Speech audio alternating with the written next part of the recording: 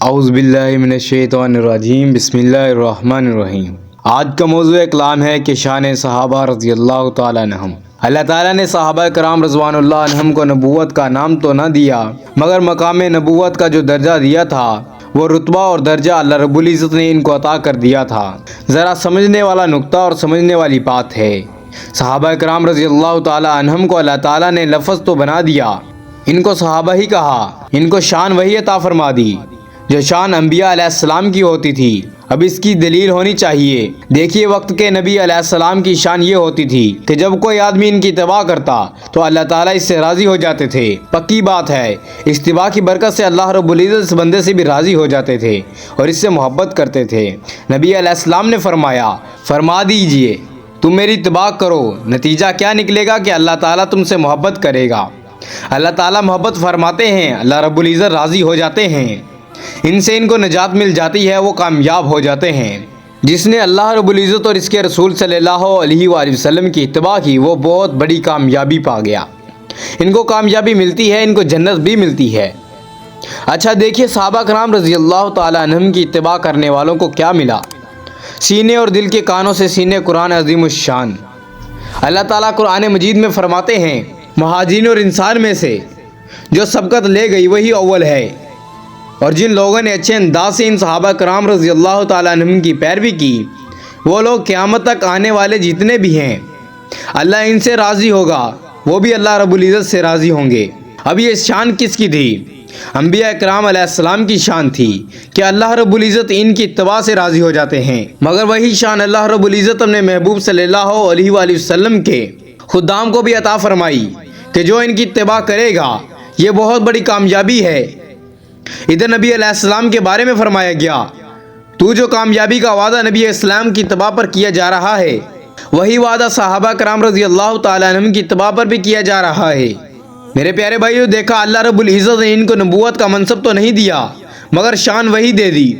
جس طرح انبیاء علیہ السلام کی اتباع پر اللہ راضی ہو جاتے ہیں اور کامیابی کر دیتے ہیں، اسی طرح جس نے صحابہ کرام رضی اللہ تعالیٰ عنہم کی اتباع کی اللہ تعالیٰ بھی اس سے راضی ہو گئے اور ان کو بھی اللہ رب العزت نے کامیاب کر دیا۔ پہلی دلیل تو قرآن مجید سے تھی، اب ایک دل حدیث مبارکہ سے ہونی چاہیے تاکہ قرآن مجید اور حدیث دونوں کے مضامین یکجا ہو جائیں۔ میرے پیارے بھائیو، دیکھیے، صحابہ کرام رضوان اللہ علیہ نے ایمان کی نظر سے نبی علیہ السلام کی زیارت کی، ان کی بڑی شان تھی۔ دیکھا تو بہت نے، ابو جہل نے بھی دیکھا، تو بہت لوگوں نے، ابو جہل نے بھی دیکھا، ابو لہب نے بھی دیکھا، عتبہ نے بھی دیکھا، شیبہ نے بھی دیکھا۔ اللہ تعالیٰ ارشاد فرماتا ہے، اے میرے محبوب صلی اللہ علیہ وآلہ وسلم، آپ دیکھتے ہیں کہ وہ آپ کو دیکھ رہے ہیں، مگر ان کو تو ہم نے بصیرت عطا نہیں کی، آنکھیں کھلی ہیں، نگاہیں پڑ رہی ہیں لیکن دیکھ نہیں رہے۔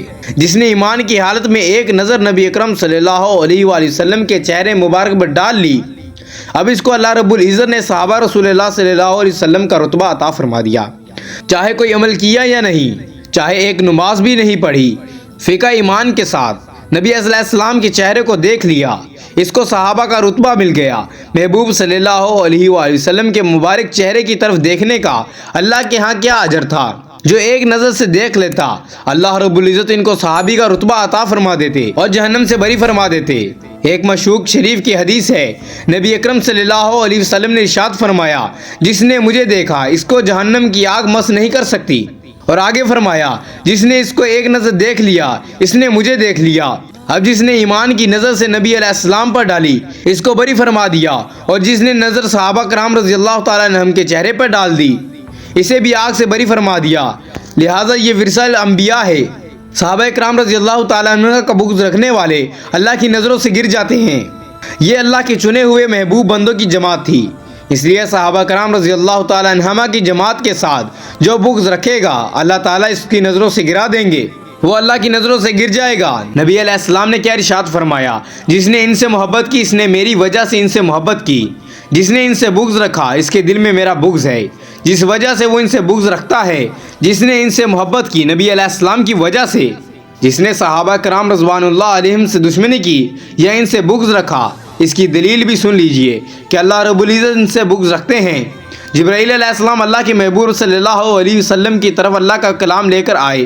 اللہ نے ان کو بڑی عزت دی، بڑی شان دی، بڑا شرف دیا۔ وہ قرآن پہنچانے والے ہیں۔ کیا فرماتے ہیں یہ بات ہے ایک کریم نمائندے کی، جبرائیل علیہ السلام کو جن کی طرف ہم نے بھیجا، یہ ان کی صفتیں گنوائے کہ جس نے قرآن مجید اللہ رب العزت سے لے کر اس کے محبوب صلی اللہ علیہ وآلہ وسلم کی طرف پہنچایا، ان کی قربانیاں، ان کی صفتیں بھی گنوائے۔ اور جن سے بغض رکھے گا، اللہ رب العزت فرماتا ہے کہ میرے دشمن ہیں، ان کی دشمنی نہیں، اس کے دشمن نہیں۔ یہ کہیں قرآن پاک میں جو کوئی جبرائیل علیہ السلام کا دشمن ہے، آخر میں فرمایا ایسے کافروں کا تو اللہ رب العزت بھی دشمن ہے، لہٰذا جو کوئی جبرائیل علیہ السلام سے دشمنی رکھے، اللہ اس کو کافر بھی کہتے ہیں اور اس سے دشمنی رکھنے والی بات بھی فرماتے ہیں۔ تو جبرائیل علیہ السلام نے قرآن مجید اللہ سے لے کر کہاں تک پہنچایا؟ نبی علیہ السلام تک، اور نبی علیہ السلام نے صحابہ تک پہنچایا۔ یہ قرآن ان سے لے کر امت تک پہنچایا، وہ بھی پہنچانے والے، یہ بھی پہنچانے والے۔ دیکھو بھائیو، جب نبی علیہ السلام تشریف لے گئے تو اس وقت قرآن کتابی شکل میں نہیں تھا۔ کیوں نہیں تھا؟ کہ اس وقت وحی کا دروازہ کھلا تھا۔ ہو سکتا ہے کہ آپ صلی اللہ علیہ وآلہ وسلم کے پردہ فرمانے سے چند عرصے پہلے وحی آتی تو کتاب کیسے لکھی جاتی؟ آنے والی آیاتیں پتہ نہیں کہاں ہوتی، لکھوائی جاتی، اللہ کی طرف سے ترتیب تھی۔ یہ ایک نقطے کی بات ہے، تو وجہ سے سنیے۔ اگر آپ صلی اللہ علیہ وآلہ وسلم کی حیات مبارکہ ہی قرآن مجید کتابی شکل میں دے دیتے تو بھی مکمل نہ ہوتا، اور اگر حضرت علی رضی اللہ تعالیٰ عنہ کے دور میں کتابی شکل میں آتا تو یہ بھی کامل نہ ہوتا، کیونکہ نبی علیہ السلام کے زمانہ میں قرآن کتابی شکل میں آ ہی نہیں سکتا۔ وحی کا دروازہ کھلا تھا، معلوم نہیں کب کون سی آیات اترے اور کون سی صورت کا حصہ بنے، لہٰذا محبوب صلی اللہ علیہ وسلم نے دنیا سے تشریف لے گئے۔ اب صحابہ رضی اللہ تعالیٰ عنہما کو 100% یقین ہو گیا کہ وحی کی آخری الفاظ، آخری آیات یہی ہیں، اتر آئی ہیں، اس کو یکجا کر دیا جائے۔ لہٰذا یہ کام اللہ رب العزت نے اپنے محبوب صلی اللہ علیہ وآلہ وسلم کے ان صحبت یافتہ صحابہ کرام سے لیا کہ قرآن کی ترتیب کو ایک کر کے جمع کر دیا جائے۔ تو جامع قرآن کو کون بنائے گا؟ تو جامع قرآن کون بنے؟ حضرت ابوبکر صدیق رضی اللہ تعالیٰ عنہ۔ اور ناشر قرآن کون بنے؟ حضرت عثمان رضی اللہ تعالیٰ عنہ۔ اگر حضرت علی رضی اللہ تعالیٰ عنہ جامع القرآن بنتے تو درمیان میں حضرت ابوبکر صدیق رضی اللہ تعالیٰ عنہ کا دور، حضرت عمر رضی اللہ تعالیٰ عنہ کا دور، حضرت عثمان رضی اللہ تعالیٰ عنہ کا دور، اتنے سالوں کا وقفہ ہوتا تو کیا پھر کتاب قابل اعتماد رہ جاتی؟ اعتراف ہوتا نہ یہ کتاب کیسی ہے، اعتراض ہونا تھا کہ یہ کتاب کیسی ہے۔ اتنے سال تو اس کا وجود ہی نہیں رہا، اور اب آج کے زمانے میں یہ کتاب جمع ہو رہی ہے۔ معلوم ہوا اگر حضرت علی رضی اللہ تعالیٰ نے اس کو جمع کرتے پھر بھی اعتراض ہوتا کہ محبوب صلی اللہ علیہ وآلہ وسلم کی اپنی مبارک زندگی میں یہ کتاب اس طرح کتابی شکل میں آتی، تو پھر بھی لوگ اعتراض کرتے کہ وحی کا دروازہ ابھی کھلا ہے، لہٰذا اس کا جمع کرنا اللہ رب العزت نے کس کے مقدر میں لکھا تھا؟ حضرت ابوبکر صدیق رضی اللہ تعالیٰ عنہ کے مقدر میں لکھا تھا۔ انہوں نے ہی اس کو جمع کرنا تھا اور انہوں نے اس کو جمع کر کے دکھا دیا۔ قرآن کو نشر بھی ایک صحابی رضی اللہ تعالیٰ عنہ نے کیا اور جمع بھی صحابی رضی اللہ تعالیٰ عنہ نے کیا۔